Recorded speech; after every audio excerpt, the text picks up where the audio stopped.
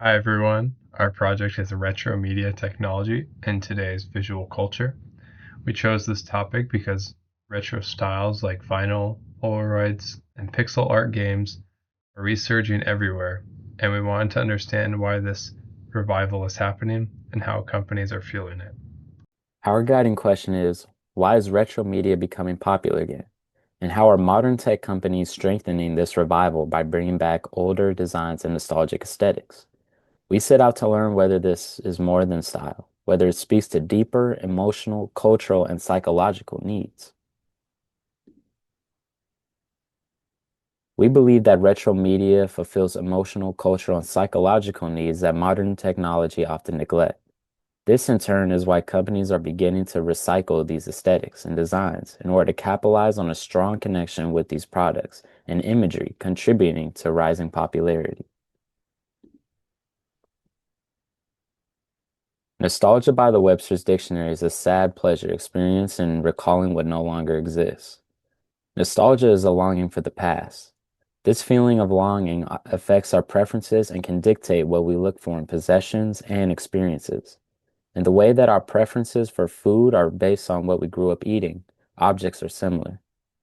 This described longing and emotional connection is then amplified as we get older, as fatigue with modernity, idealization of the past, and newfound access to what we could not have begin to set in. Leon 2015 explains that nostalgia plays a major role in consumption trends, and that companies capitalize on this emotional relationship we have with things from our past. As explained by Gajanova and Zdenka 2020, nostalgia has evolved into what is now known as retro marketing, a way to influence consumer behavior to purchase goods.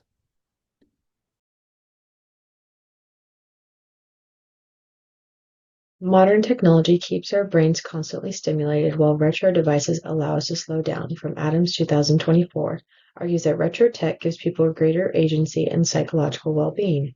Instead of fear of missing out, retro practices emphasize presence and simplicity. This shows how retro formats meet psychological needs that modern devices often overlook.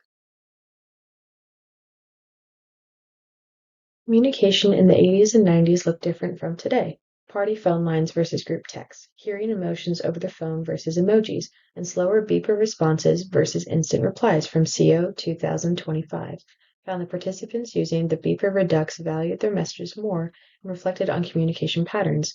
Retro tools fostered sincerity, autonomy, and prioritizing offline engagement.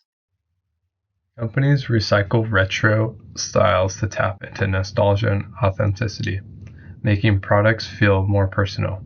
Examples include retro cameras like instant film and early digital digicams, redesigned for today's market, and vinyl records, now sold as premium collectibles. Nightmare describes this as a part of a nostalgic boom, showing how vintage styles in photography evoke cultural memory. Maduga and Minty argued that meaning comes from everyday practices, like the ritual of listening to vinyl or snapping Polaroids. So recycling isn't just about looks, it revives embodied habits. Retro gaming aesthetics. Indie games revive pixel art, low poly graphics, and even intentional glitches to recreate the look and feel of early video games. This aesthetic is more than nostalgic, it's culturally significant. Cao argues that collectors and players treat these visuals as enduring cultural artifacts rather than disposable digital products. Thorin et al. Extends this by noting that in a post-digital society, people seek analog-style interactions that feel more meaningful. Retro aesthetics persist because they offer simplicity, authenticity, and emotional resonance, qualities often lost in hyper-realistic modern graphics. This supports our research question. Companies reinforce the retro revival by deliberately using old visual styles to invoke nostalgia and cultural value. Next, we're going to take a look at the real-world examples. We see the revival everywhere: vinyl comebacks, film cameras from Fujifilm and Polaroid, and disposable camera trends on TikTok. Halatova et al. In 2020 showed how retro marketing strategies increase sales by leveraging nostalgia across generations.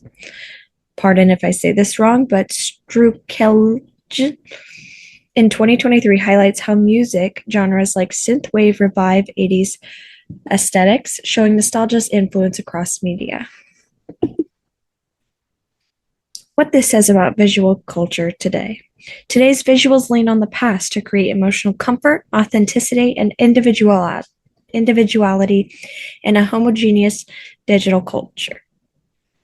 Companies capitalize on nostalgia to meet this demand. This reflects Nehmeyer's 2014 idea that nostalgia is not just a personal memory, but a cultural force shaping media consumption. To connect back to class, Mizaref reminds us that visual culture is about creating change and retro formats resist hyperdigital speed. Sturkin and Cartwright show how branding recycles visual codes to sell authenticity.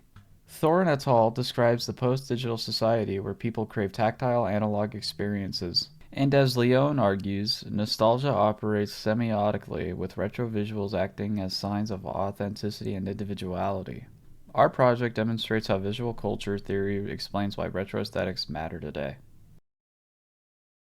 To conclude, retro media offers slower, more meaningful experiences in a fast digital world. Nostalgia shapes modern tech culture by creating comfort, identity, and emotional connection. Companies recycle older designs because nostalgia-driven products are profitable and culturally relevant. Retro media isn't just a trend, it's a powerful force shaping today's visual culture. Our research was grounded in scholarly work. Here are our sources. These sources helped us connect nostalgia, psychology, marketing, and gaming aesthetics to the broader frameworks of visual culture.